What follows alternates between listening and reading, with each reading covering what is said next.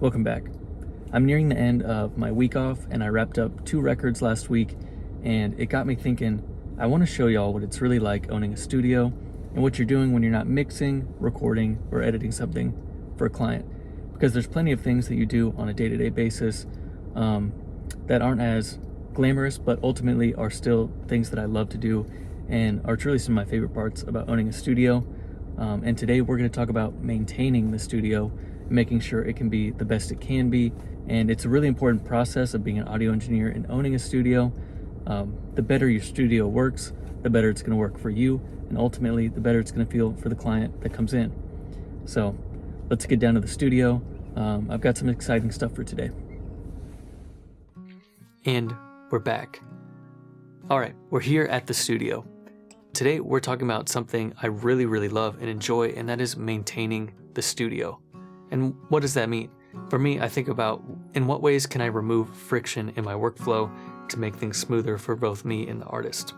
And so today I wanted to upgrade my headphone playback system so there's less friction in my workflow and so artists have a better experience here at the studio. And what's interesting about this choice is about a year ago, if you asked me about getting this playback system, I would have said no way. I mean, it's got to be cheap, it's Behringer. But when I opened it, I was immediately impressed by the build quality. But ultimately, where Behringer choose to cut corners and where they didn't is totally fine with me, again, for the price point that this product comes in at. Wow. So we started off by taking out the old Furman unit. All right, and now it's for the best part. Gotta go underneath the desk. So, this probably looks crazy to y'all, but here is this power cable, and I've got the old one zip tied. So what I've got to do is undo each one of these and replace them while taking out the old cable. Looks really clean from the outside, but it's going to be a little tedious, but we'll get it done with a couple of zip ties.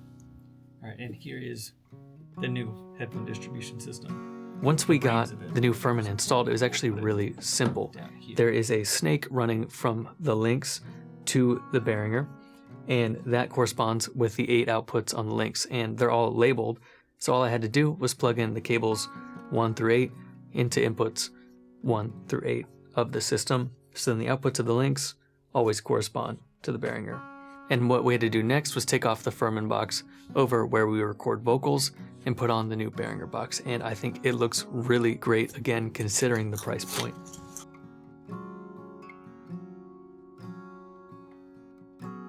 Thank you for hanging out for another video, and I hope you gained a deeper insight into what it means to be an audio engineer.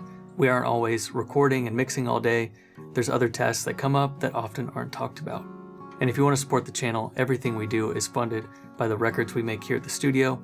We help people record, mix, and master their music.